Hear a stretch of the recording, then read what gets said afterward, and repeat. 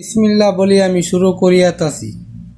সাদা নামের দর্শন বাংলাদেশে হই, সাদা নামের জাহান্নাম বাংলাদেশে হই। বাংলাদেশে বিএনপি যে সাদাবাদ শুরু করছে, যদি তারা ক্ষমতাতে আসে আওয়ামী লীগ থেকে আরো বড় জুলুম করবে।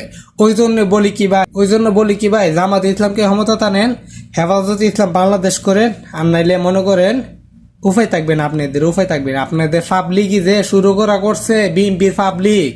নির্বাচন যদি হয় আর যদি বিএনপি একবার যদি ক্ষমতাতে আসে, তখন 16 বছর যে অত্যাচার করছে হাসিনা, এরা 5 বছরই অত্যাচার করব। কারণ কেন, এদের পরিস্থিতি এখনই ভালো না। ভবিষ্যতের জন্য কি হবে না হবে আপনারা এরা চিন্তা করেন। বিএনপির অবস্থা এখন এমন হয়েছে, মানে বোঝা যায় কি, এখন বর্তমানে বিএনপি সরকার আছে বাংলাদেশে, বোঝা যায় কি। আসলে তো ঠিক ওই ডক্টর ইউনূস তো এদেরও কাজ করতেছে। কারণ ডক্টর ইউনূস যদি ইচ্ছা করতো বাংলাদেশকে সাদা মুক্ত করতে পারতো, কিন্তু ডক্টর ইউনূসেরও দোষ আছে।